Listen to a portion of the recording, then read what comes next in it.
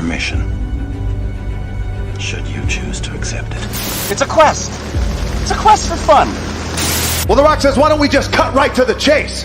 Okay, now he wants to get together. Well, he wants to talk. I want you to do me a favor. I want you to tell all your friends about me.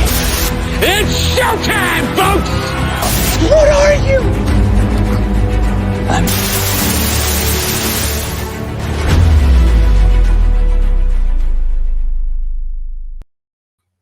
Greetings and salutations. Welcome to And I Quote, the weekly show where we introduce you to content creators of all shapes and sizes joining us from any and all corners of the nerd universe. We find out more about them and find out what projects they have planned for the future. I am your host, Ryan of Nerd Culture, and our guest this week is a superstar, an artist, a creator. She's just amazing, period, point blank. Please welcome the incredible Candice Comelleri. Candice, welcome to the program. How are you? Hello, I'm doing great. Thank you for having me. Well, thank you for being with us. Now, if you have any questions for Candice as we go throughout the course of the show, let us know in the live chat. Let us know in the comments section below. Our producers are going to be monitoring it as we go throughout the course of the show. But in the meantime, to get things started, so I'm just curious, how were you first introduced to the world of comic books? Oh, gosh. It was, think back in 2011, 2012. I had a friend that was heavy into Green Lantern. And I was kind of into comics, but not really. And he had me read these graphic novels of the Green Lantern, the Darkest Night series, actually. And I was just hooked from then. Absolutely, absolutely. And what would you say are some of your favorite comic book writers or artists growing up? Oh, man. Right now, currently, I adore Alex Ross. And I say that in every time I talk to someone. I just admire the way he can capture his compositions and people. It's amazing. I like Jim Lee, Neil Adams. Those are probably the top, especially Neil Adams. I love the way he balances his darks and lights and things like that. It's amazing. And you can pick his cover out of anywhere, just like Alex Ross. Yep, that's fair to say. That's fair to say. It's funny you bring those names up because I'm also a fan of those names, especially Alex Ross. I mean, he wrote my favorite. He was a part of, I should say, the creative team behind my favorite graphic novel right now of the ones I've read thus far. Kingdom Come, Mark Waid, Alex Ross. That to me is the cream of the crop. Ooh yeah. I loved how he portrayed Superman older. That was amazing. Like in the beginning few pages of that. Oh man. Mm-hmm. Older, grizzled, tough, beat up, doesn't want to do it anymore, and he has to be thrown back into the fray. Diana Prince is coming to him saying, "We need your help because these new crop of heroes, they're doing it wrong." Yeah, and it gave a more realistic sense of like what would happen because although he's a superhero, he still has the human aspects, So it was nice to see that aspect of what happens when they are tired and drawn out and don't think they can do it anymore, Fair point. Just out of curiosity, though, you brought up the name Neil Adams a moment ago. Have you read Denny O'Neil and Neil Adams' Hard Traveling Heroes? I have not. Ooh, you might want to add that to your reading list. I probably should. Because it features the Green Lantern and the Green Arrow and their differences of how they handle about fighting crime. That sounds great. Yeah. Mm-hmm. Yeah. Plus, it has some really big storylines that were big for their time when it was first released back, I believe it was in the 70s, if I'm not mistaken. There is the hardcover deluxe edition of that story, so feel free to look it up and write it down. So I certainly will. I'll probably bug you.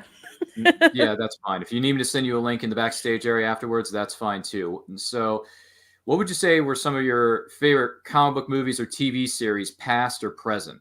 Ooh, the Superman series movies with Keanu Reeves? Excuse me, what? Christopher Reeves. Who are you talking about? I thought he was John Wick. My brain. Those are good too, actually. That's one too. I like the John Wick films as well. Darn right. We're getting a John Wick 4. That's a sequel we actually cared for to get, not a Matrix 4. Nobody cared. But I heard mixed reviews and I have not seen it yet. That was another series I never watched. Yeah. Well, it isn't really a series. It's just one film. Well, for the Matrix movies. Yeah, there is the original film, and then the new one came out most recently. I haven't seen it, but I haven't heard too many good things about it. Sorry. Me neither. No.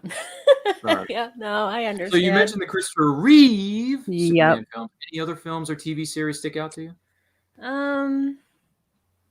Some of the animated cartoons that DC's been coming out with, like the Harley Quinn series.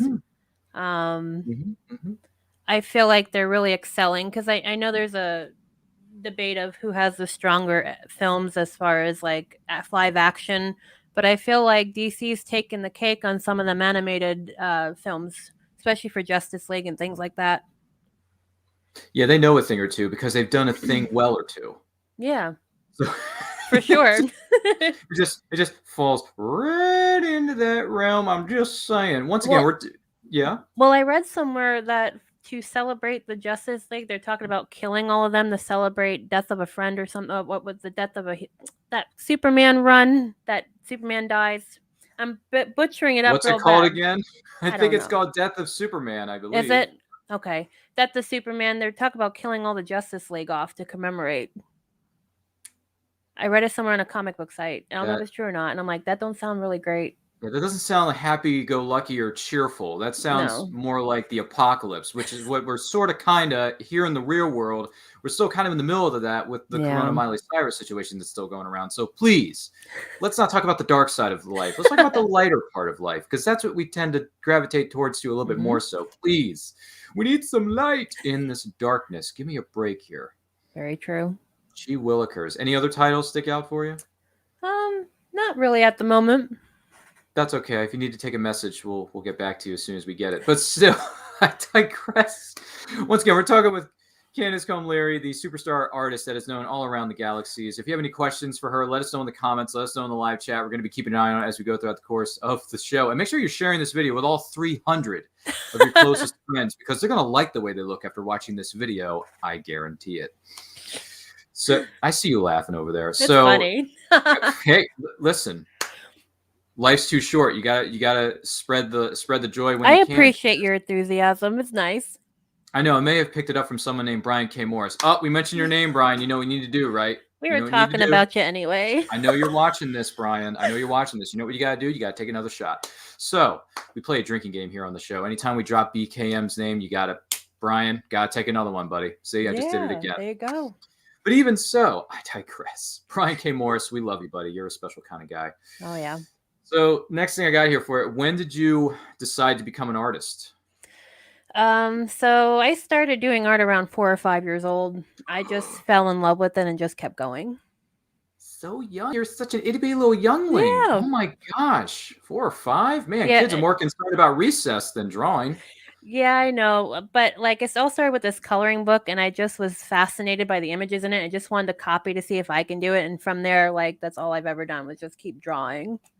So I knew it's always what I always wanted. I didn't know exactly what I wanted to do until I got to a teenager age. And then I knew I wanted to kind of do animation for Disney. Mm-hmm. That was a big dream of mine. But then once I got to college, I do appreciate the graphic arts and I do appreciate animators. It's a lot of hard work, but there was just something about being able to physically draw and paint from my hands. Like I just love studio work and I love being able to just draw and paint. Oh wow. Traditionally. Yeah. Wow, that is truly amazing. Wow, since you were a teeny weeny little youngling and you've been doing it ever since. Gee willikers. That's basically saying I took up this skill and I never looked back. Yep. Good on you. You're an amazing person, but we already kind of knew that. Oh, that's really sweet. You're pretty cool too. I try to be when I can. That's all I can say. What would you say are some of the rewards about being an artist? What do you think? I have to say, especially later on, starting to do the Comic-Con shows and things like that, it's all the people you get to meet. And, you know, as an individual, you're like, well, I just do art. But then you're like, who am I? But then once you start getting out there and meeting people, you're really making an impact on people. Even if it's just a small piece of work. Like sometimes I'll make nostalgic pieces that I know will bring up conversation for people in different generations. And sometimes a family with young kids and adults will come to the table and they'll find that piece and start having that conversation with their children. Do you know who that is? And when the kid is like, no, I don't, they have that back and forth. And it's so nice to be a part of that small moment with them.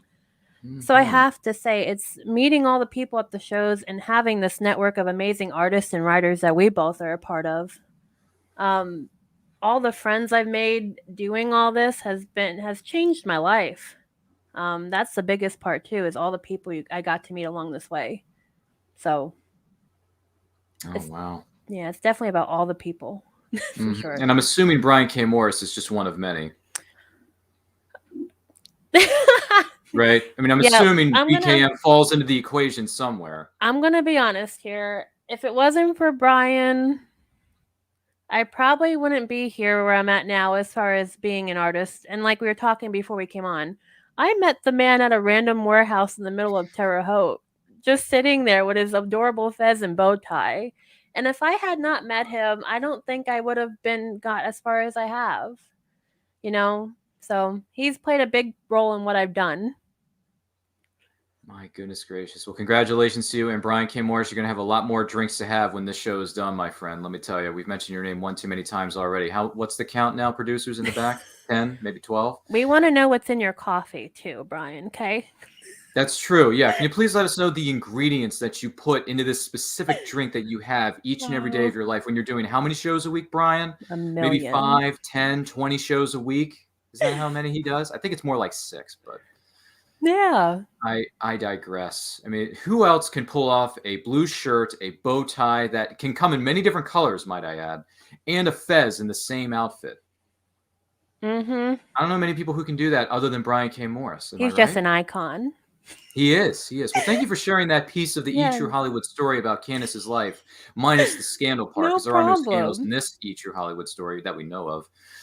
Don't worry, our producers will keep digging. No, we won't find anything. We're fine. Everything's perfectly fine. They're all fine here now. Thank you. How are you? So the next thing I have for you is, what would you on the flip side of things? On the flip side, what would you say are some of the biggest challenges about being an artist?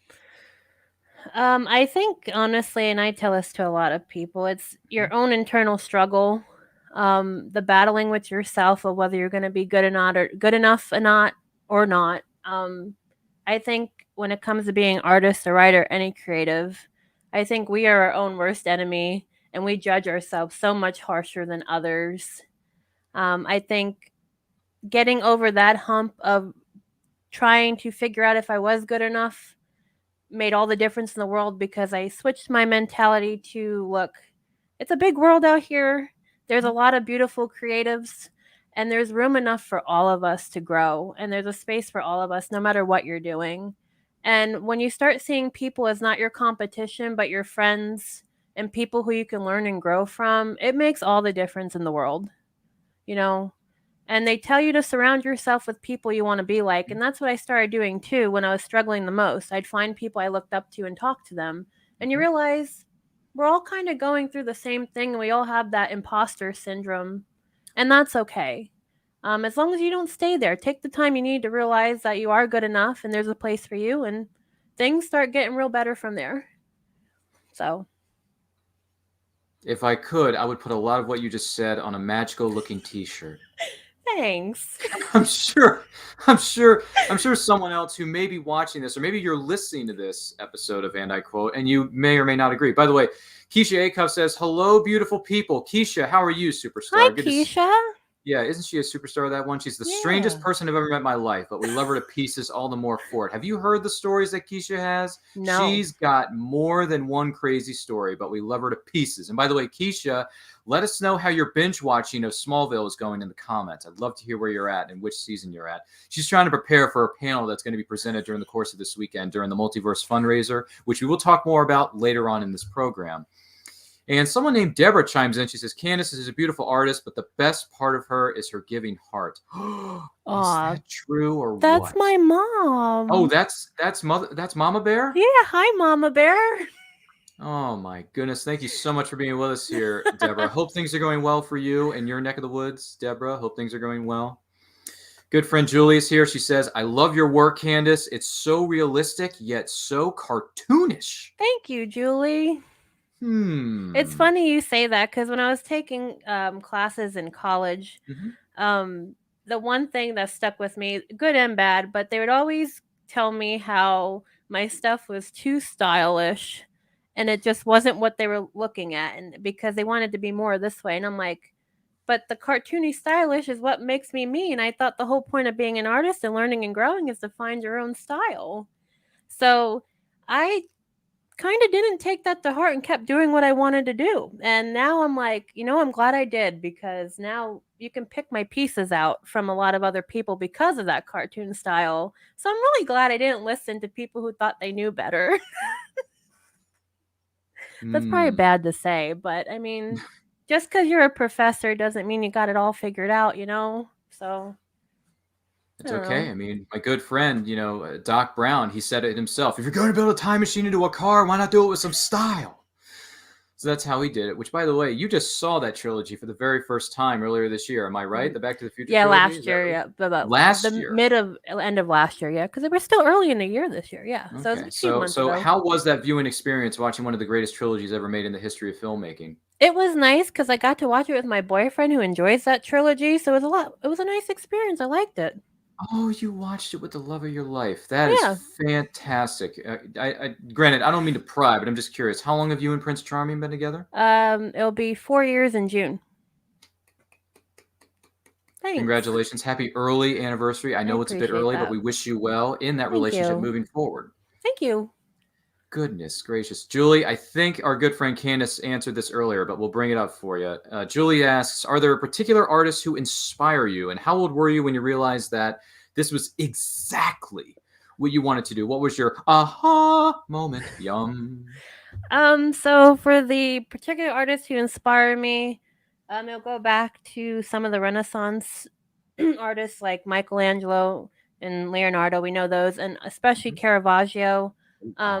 It was him that really made me understand subject matter and atmosphere, because some of his paintings, you just got that atmosphere to him that's heavy, and the lighting and the way his compositions are too. So a lot of the earlier paintings really inspire me. And then as I kept going and found my way on this Comic-Con path, Neil Adams is a big inspiration, and so is Alex Ross. Younger, I couldn't really draw portraits real well, and it was something I struggled with. And the memory I always have is I used to go to my grandpa, because he used to live right next door when I lived somewhere else, and I'd ask him, please help me draw this eyes and nose, because I couldn't do it, which is funny to think about now, because that's how you grow as an artist. It's amazing how far you come when you keep at it.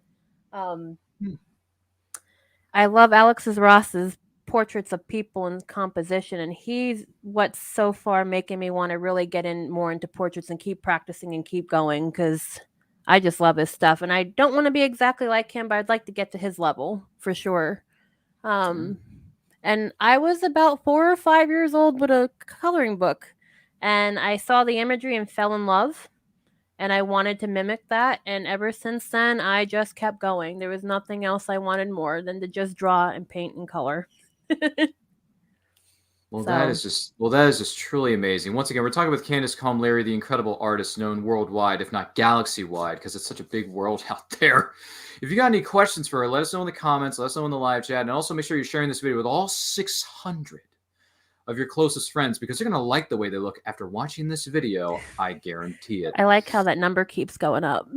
Well, yeah. I mean, you got to think positive, folks. You got to be optimistic about these sort of things in life. You just got to go for it. By the way, Deborah says, hello. How is everyone?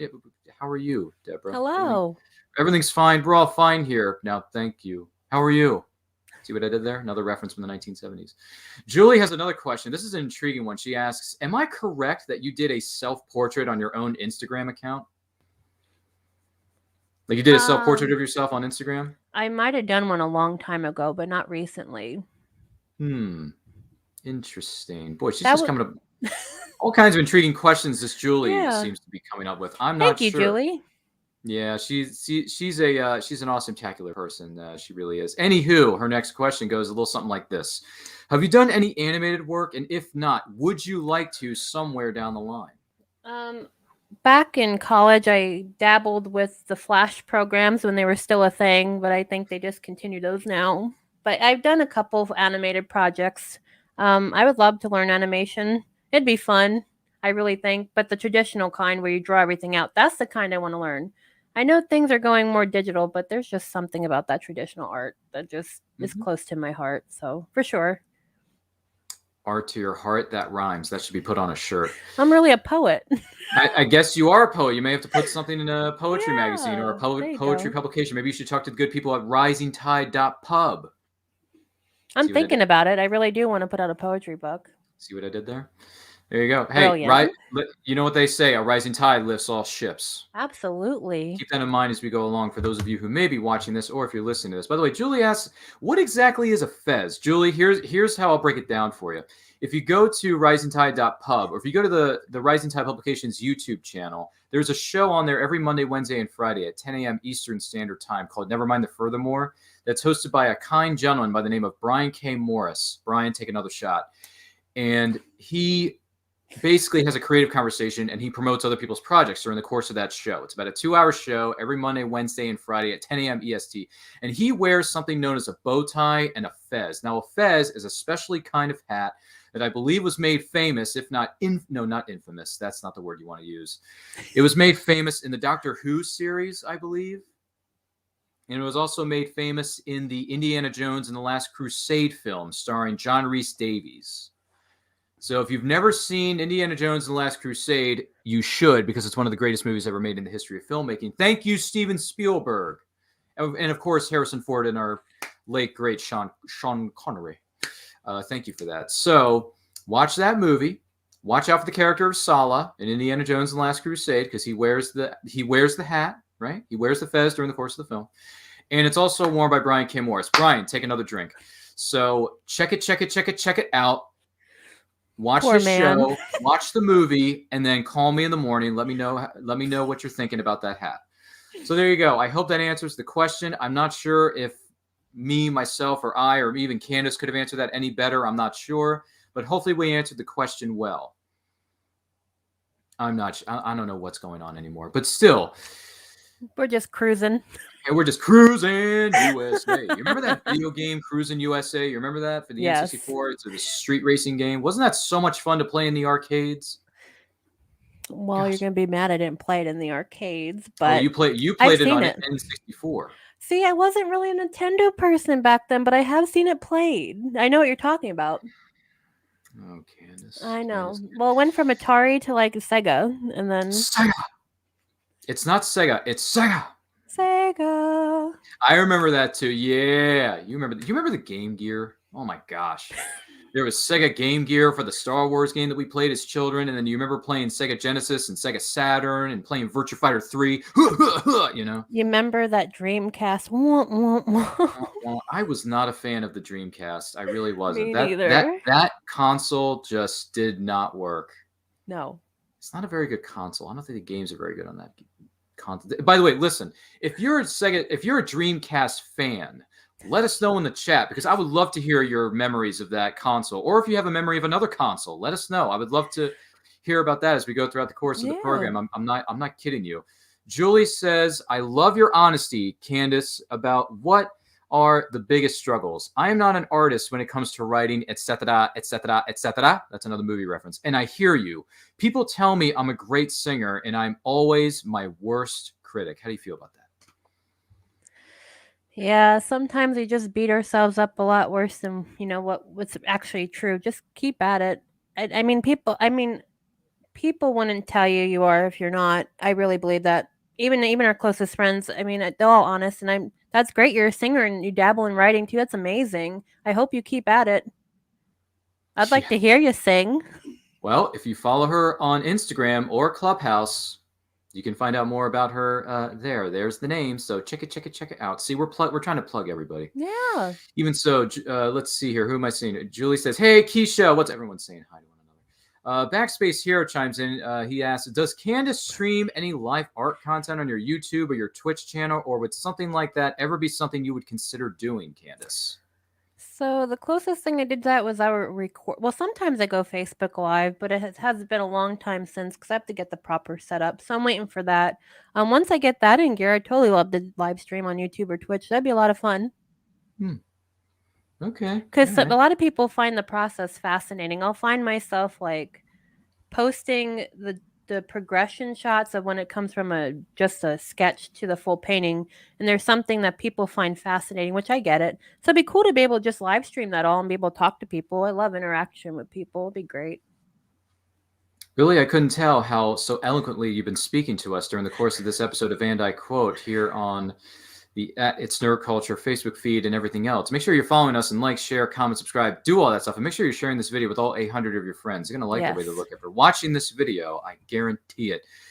Goodness gracious. Let's see here. Julie says, true about professors. Some of them are brilliant, but can't teach others.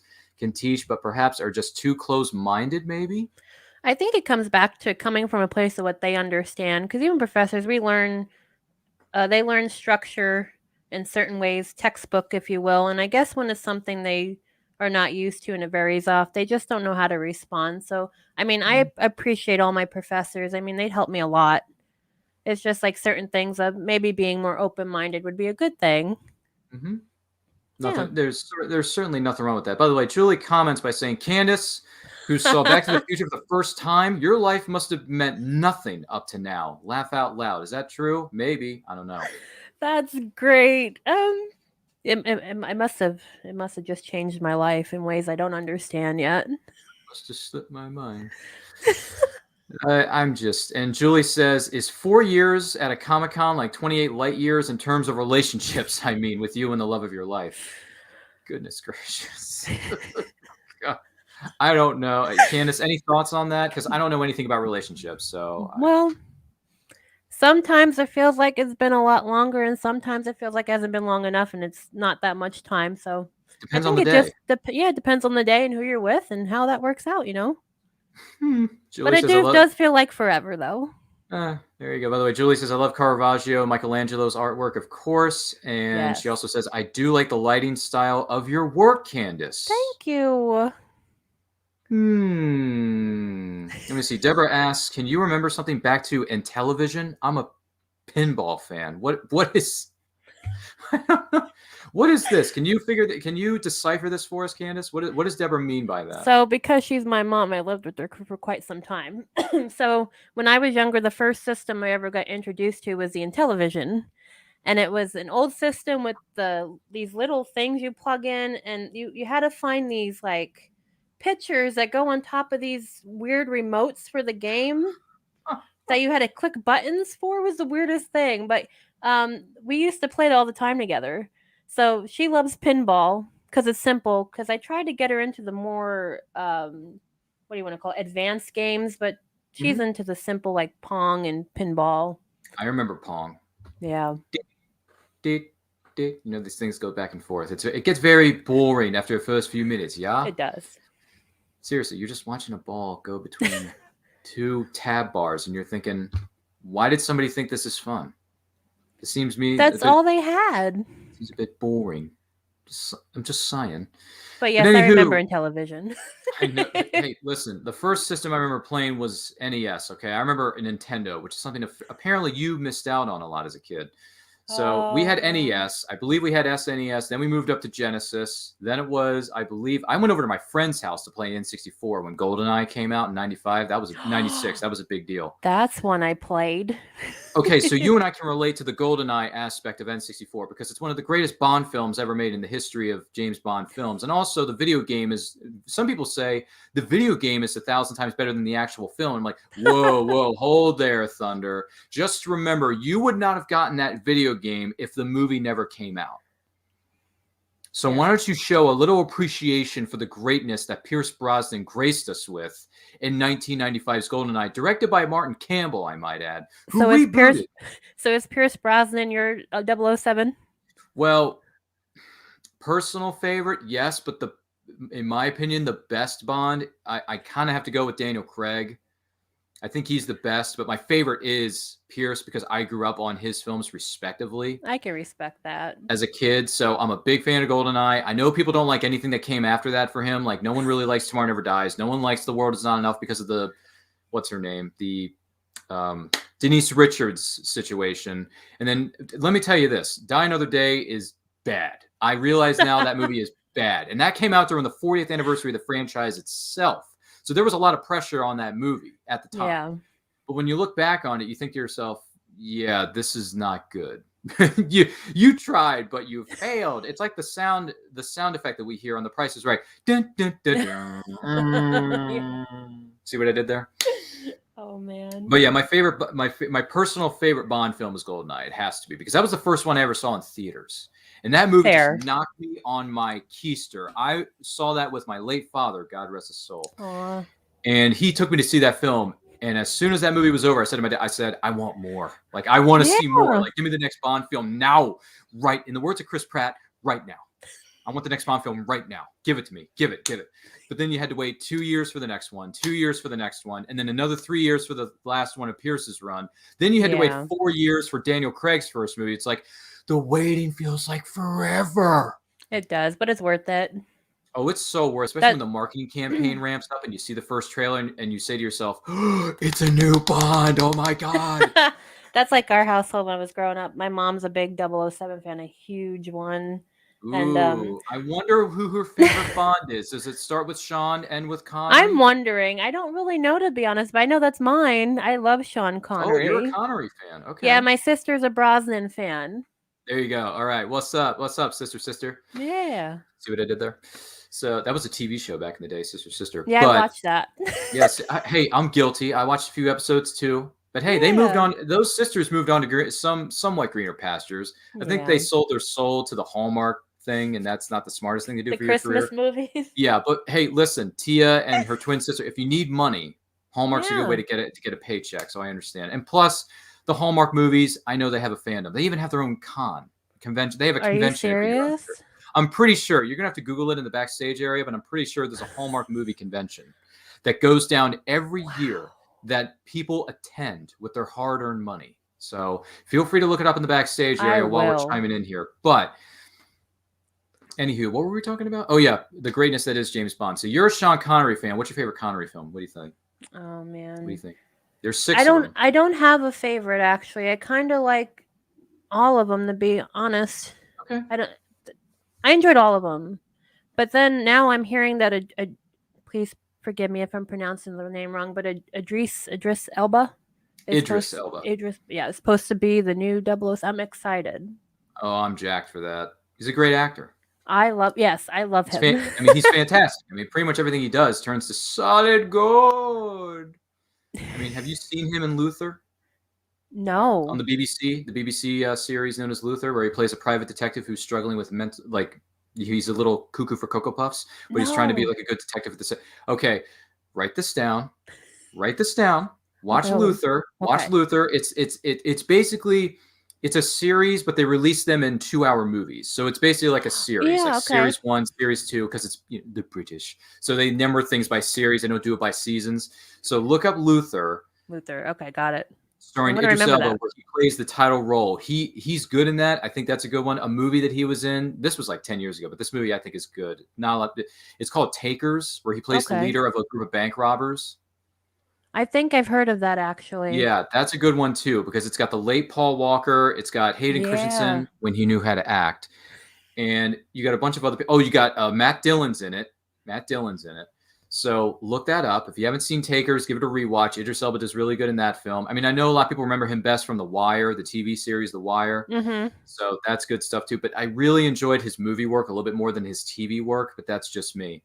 So I'll leave that up to you. Sorry, we're going on a weird tangent about actors who may or may not be playing, who may or may not be playing a future iconic character. I don't know. What's the deal here? Julie says, coloring books at the age of 4. I used to do cartoons very young, and my 4th grade teacher encouraged me to put them into books, and she would laminate them at the time. Those are the kinds of teachers that we need in this world. Candice, would you agree? Absolutely. Okay. Well, that answers that question. So, Julie says, how long does it take to do one of your picks? Like, for instance, the ones we see on your Instagram. How long does it take to put one together? So it depends on what I'm doing. So like some of the portrait ones I shared, including the Harley Quinn and the Robert Downey Jr. one she had mentioned, I think in a comment here. They take me a few hours, not very long actually.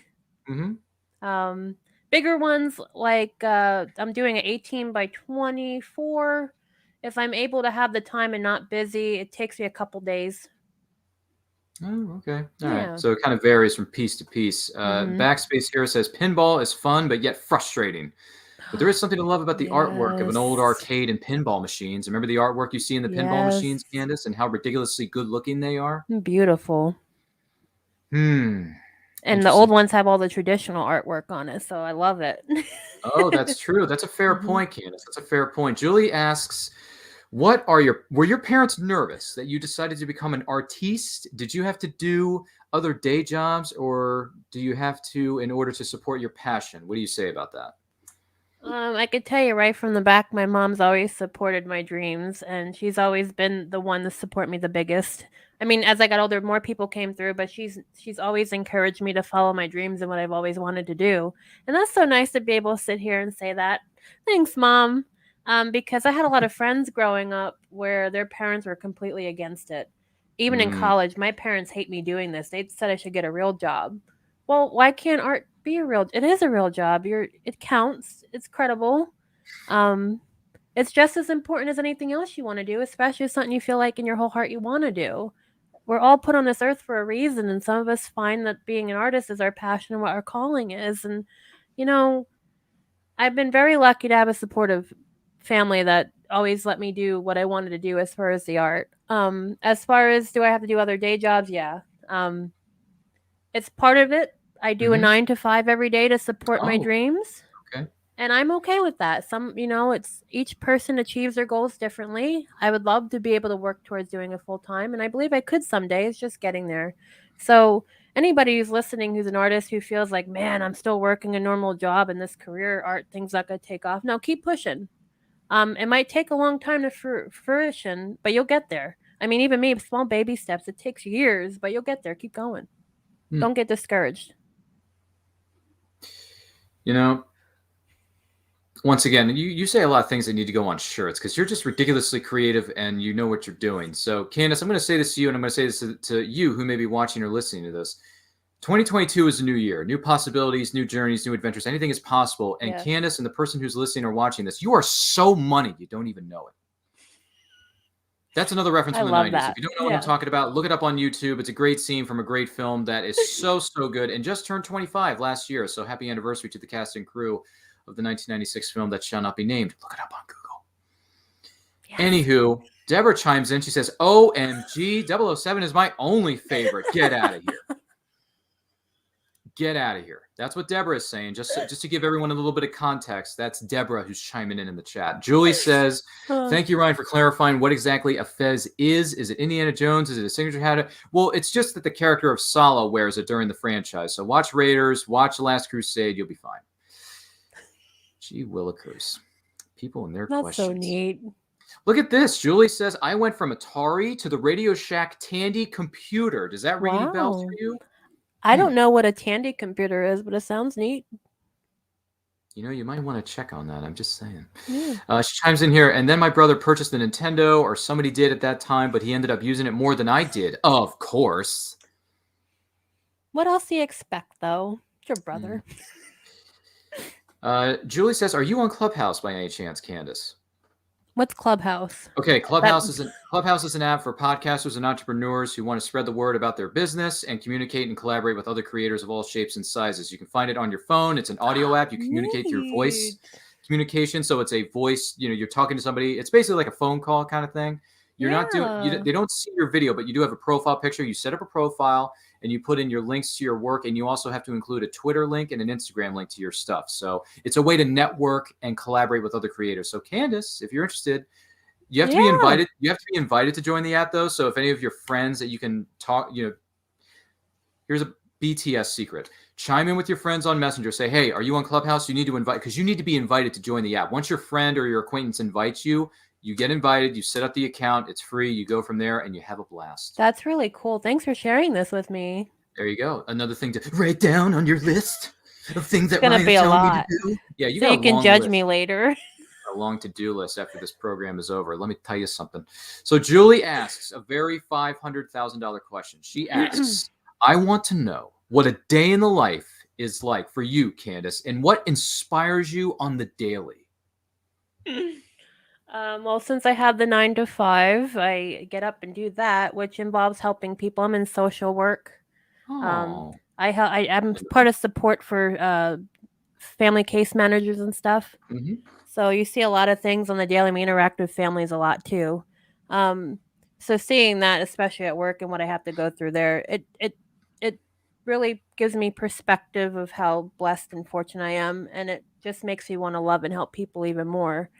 So that's kind of what my day is when I'm not working. I'm home. Some days I'll choose to have a mental health day because those are super important.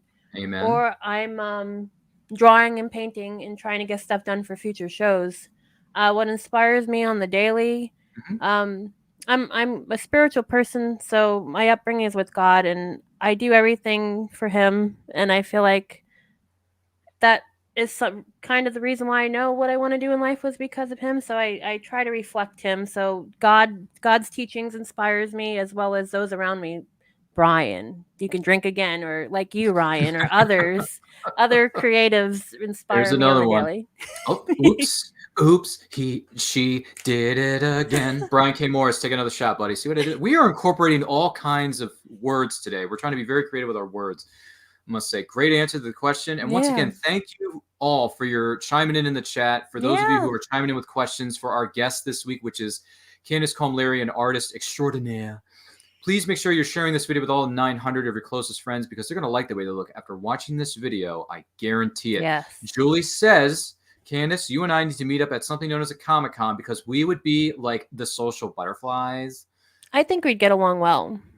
I'd like that. What Comic-Cons do you go to? It's a great question. Julie, she is in the state of Florida, though. So that's okay. There would be a bit of traveling for the two of you if you're going to meet somewhere in between. That would be fun. But, you know, it happens. Hey, people live all over the world. That's the beauty of the internet. We can be connected. We can be connected that way. For sure. So, hey, nothing wrong with that. By the way, Julie has another $200,000 question. She says, do the two of you dress up in costumes together? And I'm talking about outside, you know, whether it's at conventions or other events. Do you cosplay at all, Candice? Do you and your mother cosplay at all? I think that's what she's getting at. I don't know if she's asking me and you, or are you talking about Candice and her mother? I'm not sure. Me and Ryan have not dressed up together at a Comic-Con yet, so no for that. My mother would if I asked her, probably. She's down for that kind of thing. And as far as the boyfriend, he totally would too. We dress up. We tried to get something together for one show before based off of a video game called Identity V. It's a Asian platform game kind of that came over here. We had a concept up. We tried it. We didn't get to do it, but I'm totally up for dressing up and things like that. I love it. Well, that actually segues into one of our next questions. If you were to cosplay, excuse me, that's what I was looking for. Gee whiz, what am I thinking of? If you were to cosplay at a convention, who would you cosplay as? What character? Oh, this is an easy one. I don't know if you probably are. Kingdom Hearts. I know of it. I don't know too much about it, but I know of it. There's a character called Kyrie, and she's one of the Pure Hearts, one of the major ones, and I just fell in love with her character to the point that I want to name if I ever have a girl child, Kyrie. Her for sure. That would definitely be one. Gee willikers. So I can swing my Keyblade around. That'd be so much fun. Styrofoam, of course, but still. Yeah, I was gonna say let's not try to physically inflict any harm, but no, still, never. I mean, we can do it fantasy style, but we can't do it, literally. Let's be honest here. Just saying. By the way, Julie says, ask your mother if she remembers the game Simon. Remember Simon, the color-coded game where you had to push a series of buttons? Simon, come and get it, Simon. Don't you remember the commercial? Those are fun. I like those. And Bop It. But it's not colors. Yes, but do you remember the commercials for Simon? Yes. The kids would gather around, they would play the color-coded game, and then the jingle would be like, you got to play another game of Simon. Go get him, Simon. Remember that? Those commercials made the most simple things look like so much fun. Bop it. Twist it. Turn it. Twist it. Oh, man. I'm not going to lie. When I go to any store like Walmart or whatever, and they have those Bop Its, I'll stand in the aisle and play it. You know what? Keisha Acuff calls it Wally World, not Walmart. Wally World. I don't know why she calls it Wally World, but okay. It's shorter and quicker, and everybody knows sure, what that is. But Wally World's a reference to another film. It's like, you remember that film from the 80s? It's called Vacation. Yeah. Yeah, that's where they were going. Oh. So, fun facts if you didn't already know. Man, it seems like you need to go back and watch some 80s films, Candice. I mean, you just finally got around to seeing the Back to the Future trilogy from the 80s and early 90s, so you may need to go back and rewatch some 80s classics. You know what I'm saying? So, you seen Adventures in Babysitting? Absolutely. The old one. Is that like 90s or 80s? No, it was 87. That's one of my favorite movies of all time. Yes. Nobody leaves this place without singing the blues. So now I think that might have been what actually got me into comic book even before, because that character that she thought idolized Thor. Yeah, and that was Vincent D'Onofrio, Yes. who ended up playing the Kingpin in the Daredevil TV series That on I Netflix. saw, yes. And he's played Detective Bobby Gorn on Law & Order Criminal Intent for 10 years. And let me tell you something, Vincent D'Onofrio is a sharp actor. He's great. He's razor sharp. And he was Thor for a minute in Adventures in Yes. Because he had the hair, he had the hat, and then he had the hammer, and then, was it Sarah was like, look, Brad, it's Thor. That's the best movie of all time. I don't care. The 80s best movie, hands down. And, Sorry. Hey, listen. Between you and me, and between the person who's watching or listening to this, Elizabeth Shue, drop dead gorgeous. She is a beautiful lady. That actress, she was in some of the biggest films of all time, right? She was the lead in Adventures of Babysitting. She played Jennifer Parker in Back to the Future Part 2 and 3. Yep. She played the love interest for Tom Cruise in Cocktail. Do you remember that? Mm-hmm. She played the love interest for Daniel-san in The Karate Kid. Oh, yeah. I mean, she was everywhere in the 80s. She was everywhere. And then she showed up a little bit in the 90s, and then she just kind of started to fade away. But then she showed back up again in Las Vegas on CSI for the last 3 seasons. And she aged beautifully, too. And she doesn't seem like she got too much work done either. So that's nice. No. So, I don't think she did. Elizabeth Shue, if you're watching this, which we know you are because you watch this program each and every Saturday at 12 p.m. EST. We love you. Fantastic, and we hope to meet you at a convention one day. She hasn't done conventions, I don't think, ever. Elizabeth, you need to do conventions, because if Claudia Wells, who played the OG Jennifer in Back to the Future for one movie, can do it, you can do it. If Claudia Wells can do it, you can do it. I have to say, one of the shows I used to do was the Toyman comic show in St. Louis. Oh, sure, yeah. He had, I don't know the actor's name, I'm terrible at that, but the guy who played Brad. And I wanted to go so bad I missed it. Sarah's brother in Adventures of Baby. Yeah. Keith Coogan. Yeah. You met Keith Coogan? No, I wanted to. Oh, you wanted to, but it wasn't meant to be. I didn't get to. I'm sure hopefully someday. I would love to meet any of them. Man, they gotta get you know what? This year is the 35th anniversary of the film. So they need to get the cast back together and do a cast reunion viewing party. That would be amazing. Can we do that? Can we make that happen? Maybe we should. Yeah. Put it out there, Ryan. Everyone in the cast and crew, are you watching this? Are you listening to this? Because if you are, you should do a 35th anniversary celebration of Adventures in Babysitting, starring the incredible and still beautiful to this day, Elizabeth Shue. And you got Keith Coogan. You got Anthony Rapp. You got Maya Bruton. I mean, it's a good cast. It was a great cast, yeah. Gosh almighty. Man, we're going all over the place today. Backspace Hero says, I see that Candice has a 3D printer behind her. Does this mean art piece? Do you make art pieces with a 3D printer? Is that true? Well, I have ideas, and it's technically my boyfriend's 3D printer. Okay. And he was letting me use the program to learn how to, because you have to model. Some you can model and mold for customization, and some already have like pre-prints. So there's ideas that I'm working on that I would like to start 3D printing with. So yeah, I'm hoping in the future.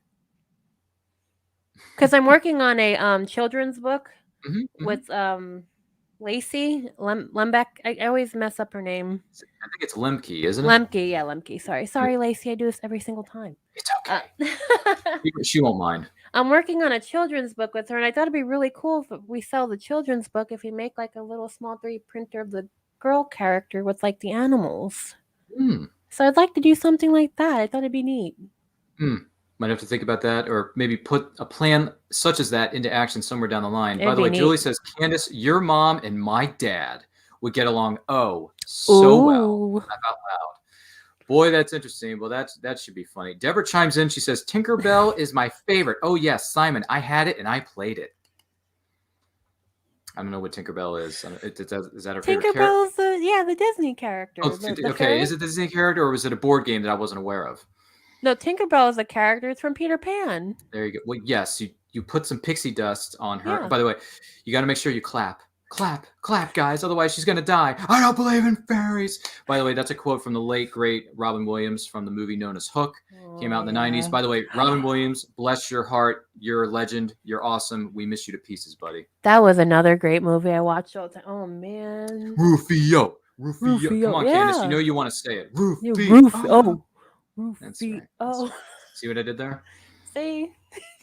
Let's see here. Julie says there is a Hallmark convention, not just convention. I think it's more of a sort of Dancing with the Stars sort of tour. Wow. Really? Wow. Is this true? Someone may need to Google this in the backstage area, but still. That's cool. I mean, there's diehard Hallmark fans. I mean, they're crazy about it. Yeah, it's sad, but true. They're all the same movie. That's the problem. Every single Hallmark movie is the exact same movie, just with different actors, actresses, and character names. But the setting is the same. Girl goes back to home to small town, meets up with the next flame, meets a new boyfriend, meets a new hubby-dubby-dubby-lovey. They meet together. They get their freak on. They kiss. They make out. All that jazz. They get married at the end of the movie. They live happily ever after. And then the next movie starts, and guess what? It's the same story you just saw. A girl goes back to her small town to rescue it from developers, reconnects with an old flame. They get their lovey-dovey freak on, and then that's it. But it works. So whatever they're doing, it works. And they sell tickets and they make money. And by the way, if anyone knows what the ratings are for the Hallmark Channel during the course of a nighttime viewing hour or the few hours during the week, let us know what their ratings are, because I'd be very curious to see those numbers. Yes. I'm very curious. If anyone else is curious about this, let us know in the comments. Let us know in the chat.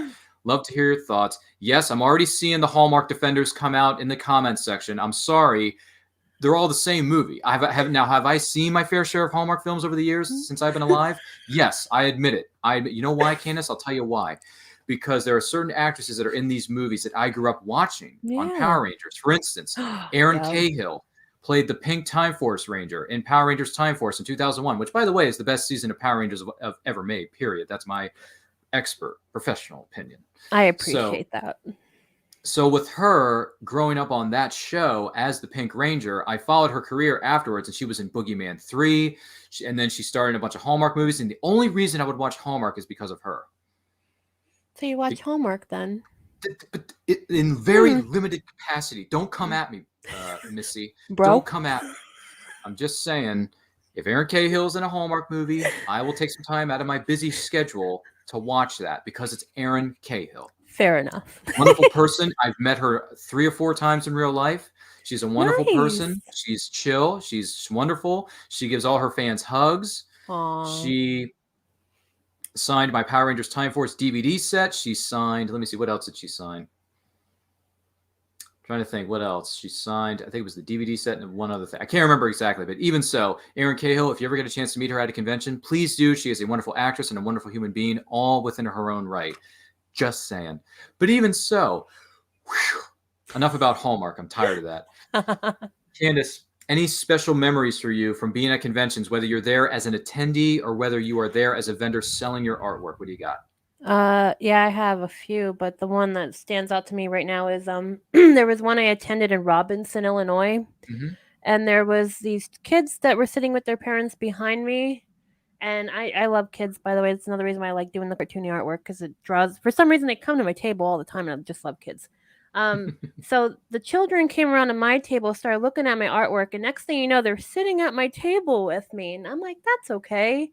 Well, they start drawing with me at my table. So what I do is I take some of my stuff off the vendor table, and I allow them to put their stuff out.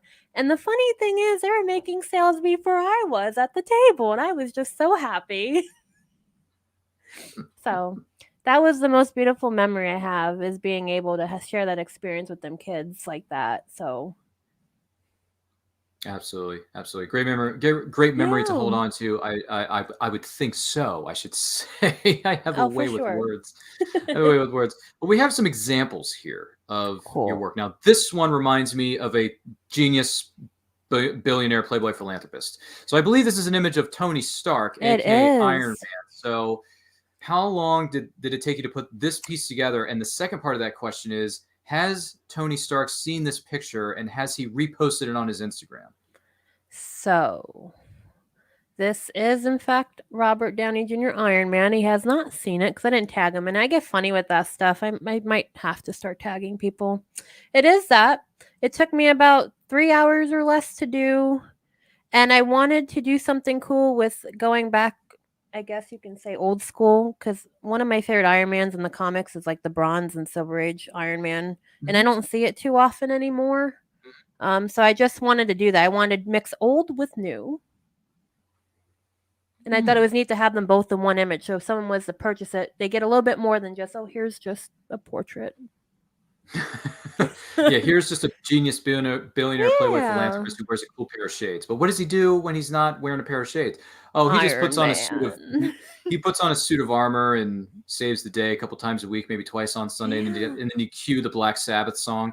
Down, I am Iron Man. Which, by the way, cool song. And then you actually get a movie called Iron Man, which we never thought we would get.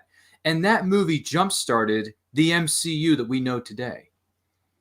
Yes, it did. That to me is amazing that they placed all their bets on this not so well-known character. I mean, yeah, the hardcore sweaties, the hardcore comic nerds knew who Iron Man was, but the general public really had no idea who this character was. Yeah. And then Iron Man comes out in the year of our Lord, 2008, which, by the way, is the same year that we got The Dark Knight. It's the same year we got The Incredible Hulk. Don't hate on me for liking The Incredible Hulk, okay? That, to me, is the best Hulk solo film we ever got. And Ed Norton, despite all the behind-the-scenes problems they may have had with him, that film is so underrated as The Incredible Hulk. I think so too. So good. And you got both of those films in the same freaking year. The MCU kicked off with not just one movie a year. Boom, boom, boom. 1-2 punch. You get Iron Man in the month of May, and then a month and a half later, what do you get? You get The Incredible Hulk with Edward Norton and the very beautiful, drop-dead gorgeous Liv Tyler. Oh, yeah. Liv Tyler, the daughter of rock and roll royalty known as Aerosmith. Okay? Think about that for a minute. Think about that. We would not have gotten the greatness that is Liv Tyler without Aerosmith. I'm just saying. Look what he's done. Look what you've done. You created a masterpiece. And seriously, I mean, Liv Tyler she rocked it and shocked it in the Lord of the Rings trilogy. And then she comes out with The Incredible Hulk in 2008. And by the way, after that film, she just kind of vanished. She was in Armageddon too, right? Yeah, but that was in the 90s. This was before Lord of the Rings. This was before The Incredible Hulk came out. And by the way, the reason Liv Tyler was in that film was because they agreed to have, and they wanted Aerosmith to write a song for the movie. And then that's how Liv got in the film. Nice. So, hey, Aerosmith, you got connections, and that helped your daughter. So bless your heart, because Liv Tyler she's quite beautiful. Especially in 2008's The Incredible Hulk. I'm just saying, as Betty Ross, she rocked it and shocked it, brother. And sister, just saying.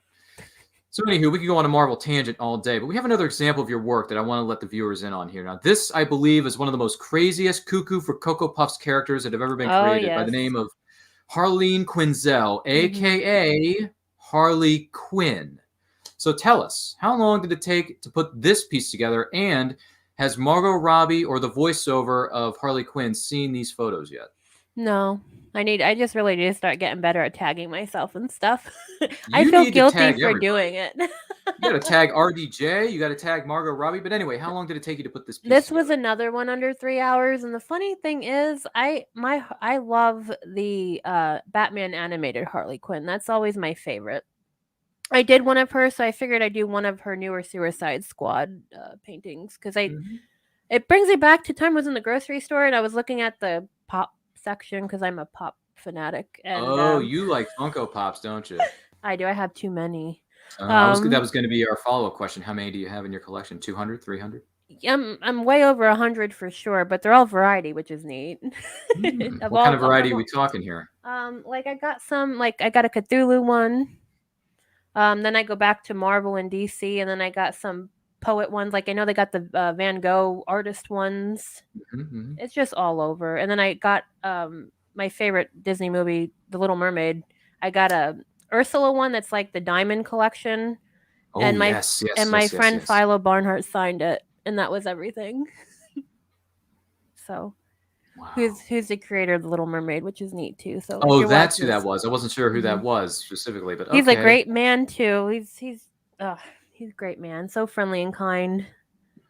So you get a bit of different iterations of the character. You got the more modern day version mixed in with a little bit of classic as far as Harley Quinn goes. Yeah, I got several of her as Funkos too. But when I was at the store, I was looking for a Funko, and I remember this little girl standing in the aisle with me, and they had one of the older from Batman animated Funkos, and she had pulled up one from the Suicide Squad, and she's like, "That's not the real Harley Quinn you got there," and I'm like, "Kid, You don't know what you're talking about. I'm like, this is the one and main one, the OG Harley Quinn. But I know the new generations only really know what they know from Suicide Squad unless their parents taught them from the Batman animated and things like that. But that's my favorite Harley. But I just wanted to do something different and try the Suicide Squad one. Nice. So, yeah. I'm one of the 2.5 people. I actually enjoyed the 2016 version of Suicide Squad in the theater. I enjoyed it, and then the unrated extended cut that came out on the Blu-ray, because that happens with a lot of DC films, at least in the early stages anyway. I liked it. I had fun with it. Look, I know people want to throw it under a bus, throw shade at it, and that, listen, all film is subjective. That's fine. But for me personally, I walked into that film knowing I was going to get crazy people doing crazy things trying to save the Earth, and they did. Now, could the antagonist of the film could have been better? Yes, but at the same time, it's crazy people doing crazy things. So. Oh yeah. Well, I learned also going into these films is although they're based on what we knew and loved, because some people, the diehards, there are plenty. They're very traditional. They want to stick to the character and the canon of the character. They do, and then when it comes to films, it's a little bit different media. These films are so much different than comic books. Yes, and that's why when going into these, I just accept it as being different. I know what they're trying to do, but you kind of just got to let it be what it is. You'll enjoy it a lot more that way, I think, without having so many expectations. That's just my opinion. She's such a great public speaker, isn't she? I'm talking about Candice here. Candice, you're a superstar in your own right. If we haven't said it already. Thank you. Still, another example of your work here that's very intriguing. This one here, it's in black and white. There's a couple of different things going on in this image here. So can you describe to us what exactly is this image of, and how long did it take you to put this one together? Okay, so this is one of my favorite recent ones I've done. This was actually the illustration for Pulp Reality #1 that came out.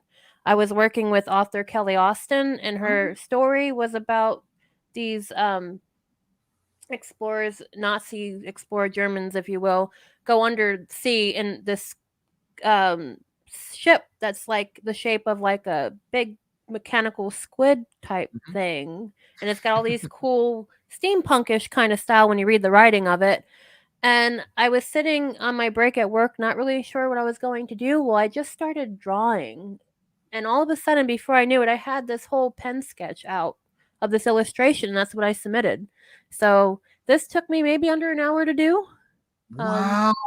Yeah. That's insane, because there's a plethora of detail in this image. Yeah, it didn't take me very long. I think when I don't think too hard and focus and just let it flow, it just comes out a lot faster and quicker because I'm not being so harsh about it.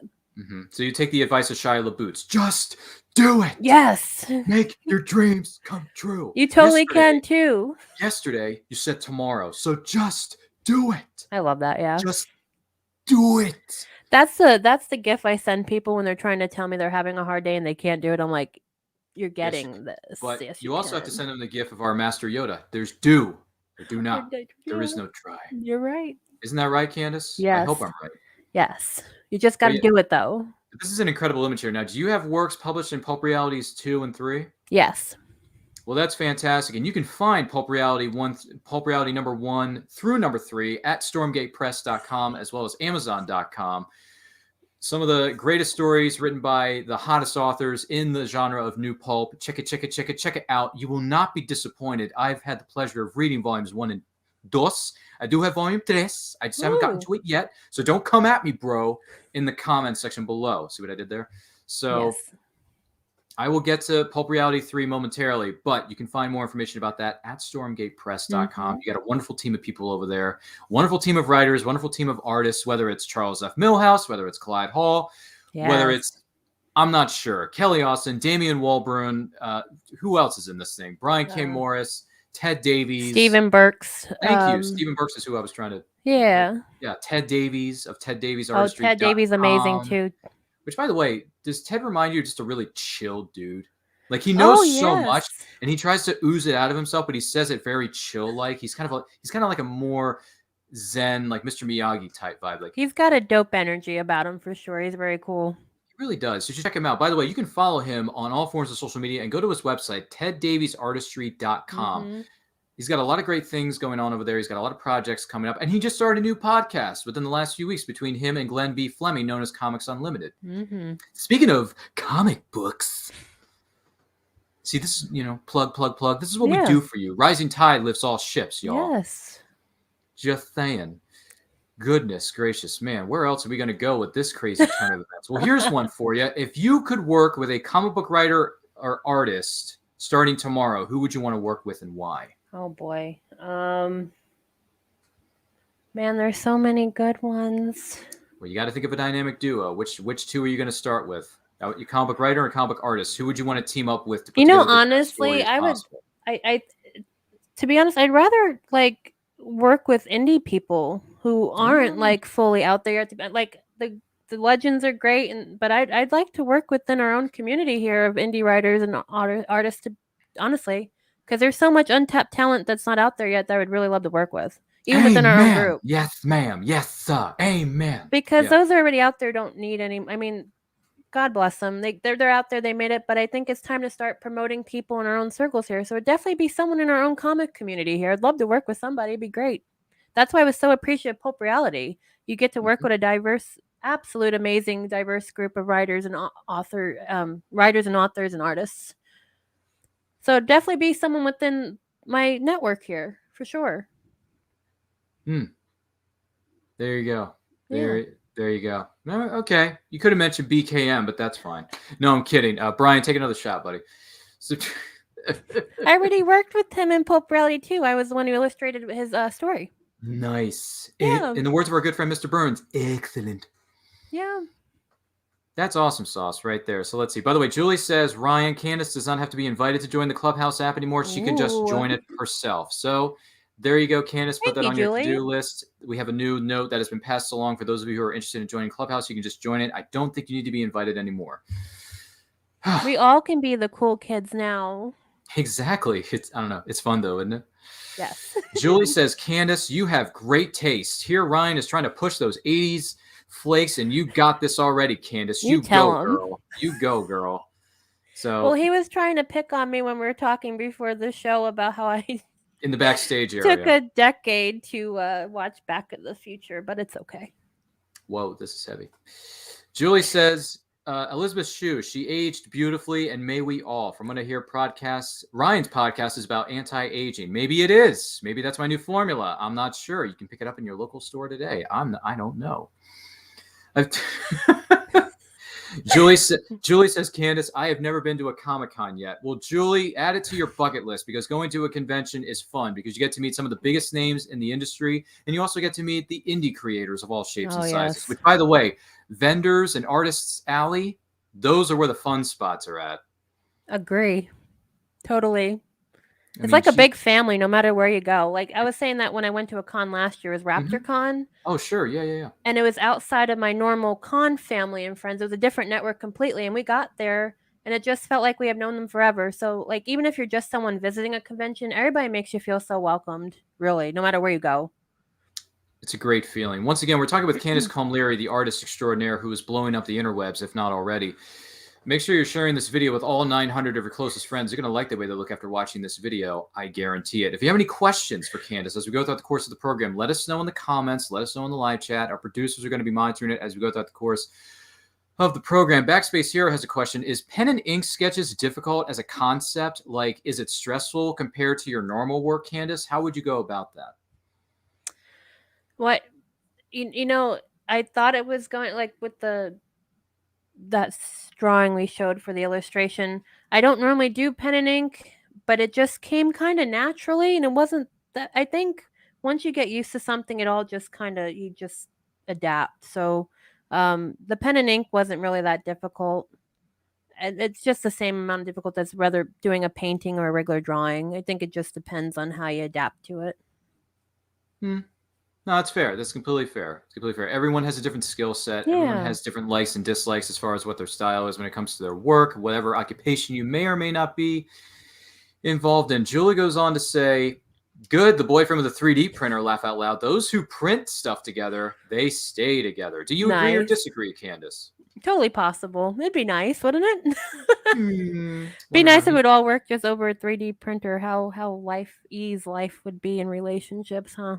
I know, right? It's the simple things in life you treasure. Am I right, Candice? Yes, absolutely. G. Willikers. Julie goes on to say, I love that you're in the process of doing a children's book. I want to do that for an idea that I have in my mind. You go, girl. You're changing the world on the daily and all around. Bless your heart. Thank you, Julie. But if you have the idea, you totally should go for it. In the words of our good friend Shia LaBeouf, just For do real. it. You sat on it. If you thought about it, that means you got a great idea going. You just need to do it. Get it out there. You never know what it could be your changing moment of your whole life.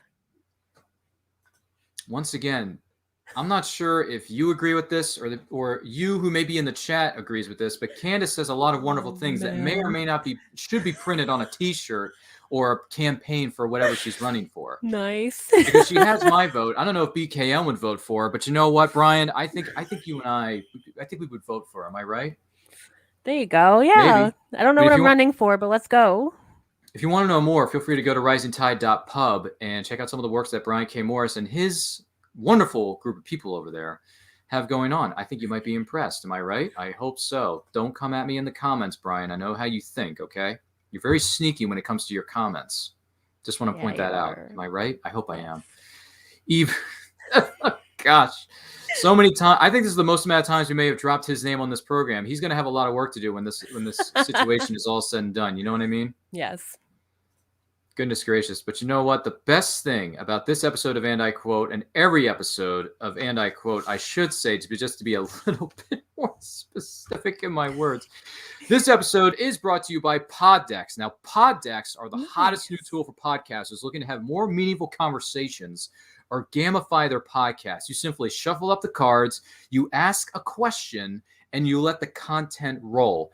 Get yours today at poddex.com, but make sure you use that promo code NerdCulture at checkout to get 10% off your order. Candice, you may want to write this one down.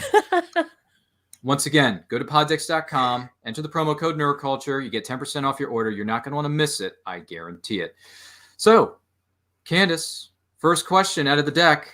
Get ready for this one. Okay. What's the most creative excuse to get out of doing something you don't want to do? Oh, man. That's a toughie. Most creative excuse to not... Okay. I don't know. I'd probably go that sick route. Not feeling well. Sorry.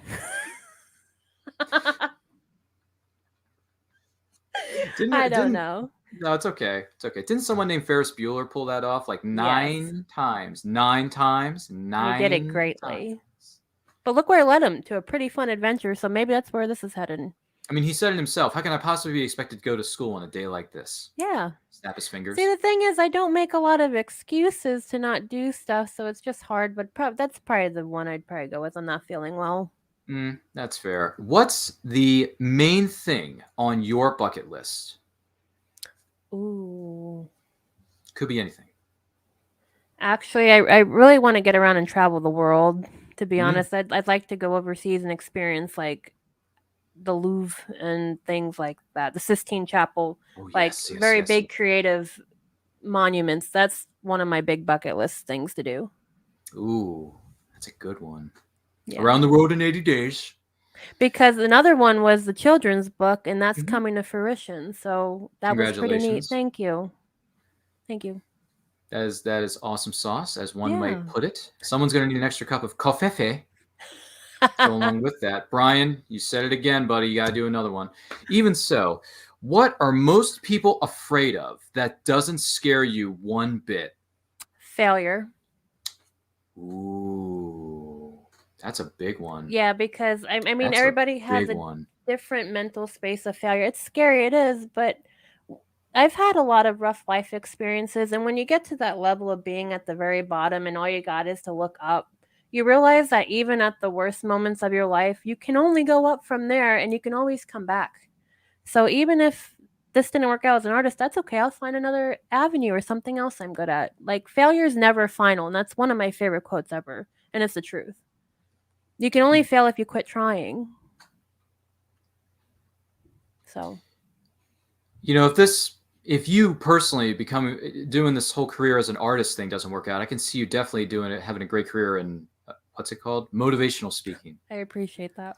You may want to think about that. Maybe talk to some of our friends at Rising Tide. I'm not sure, or maybe the people at Stormgate Press. I'm not sure, but anyhow, Absolutely. we'll leave it up to somebody else's decision. When you wake up in the morning, what is your number one priority? To make sure I have everything I need for work.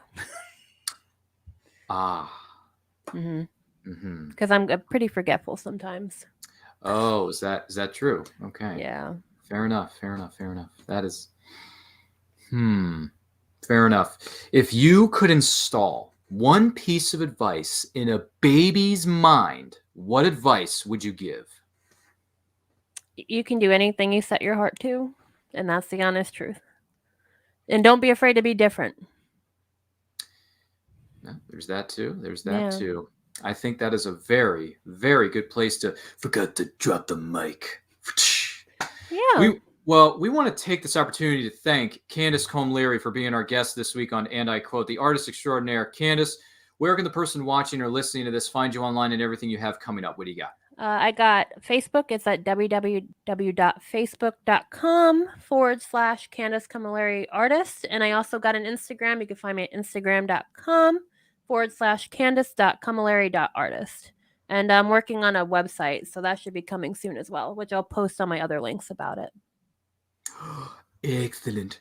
Yeah. Congratulations on that. We wish you the best luck moving forward with your new and upcoming projects. Thank you so much for being with us here, Candice. We do appreciate it. And if someone hasn't said it already, on behalf of myself and everyone here at Nerd Culture, thank you. You're so money, you don't even know it. Thank you. You're like a big bear, man. Sorry. I can't help myself. I appreciate that. I love the movie. I love the references. It works so beautifully with whoever is my guest during the course of the week that we do these shows on our channel, which, by the way, my name is Ryan of Nerd Culture. You can find us everywhere on all forms of social media, simply at It's Nerd Culture. New videos are being posted on our YouTube channel each and every week. We have Boba's Weekly Bounty, where we talk about the latest episode of The Book of Boba Fett. That's streaming on Disney Plus on Thursday nights, 8 p.m.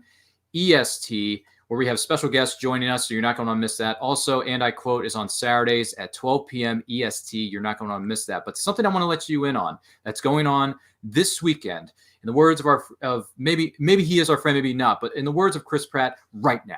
It's going on right now on the back of the Cereal Box Podcast Network. We have what is known as the Multiverse Fundraiser. It's going down right now on the back of the Cereal Box Podcast Network. We are raising funds. We are taking donations. We're having giveaways for the Valerie Perrine Project. She played the iconic character of Miss Tessmacher in the Christopher Reeve Superman films, as well as many other things she has done in her incredible, incredible career. And we got a lot of panels going on this weekend. So we are on the Saturday portion of this weekend's event. So we got a lot of panels coming up, more specifically at 6 p.m. Eastern time. On this Saturday, later on today / tonight, depending on how you want to go about it. We got B-list boosters I'm going to be hosting with a group of people. We are going to be discussing some characters that may not be as popular, may not be as well known as the Superman, the Batman, the Wonder Women, the Jokers, the Harley Quinns, like all these popular characters. We're going to talk about some of the lesser known characters tonight, Saturday, 6 p.m. EST, on the back of the Cereal Box Podcast Network.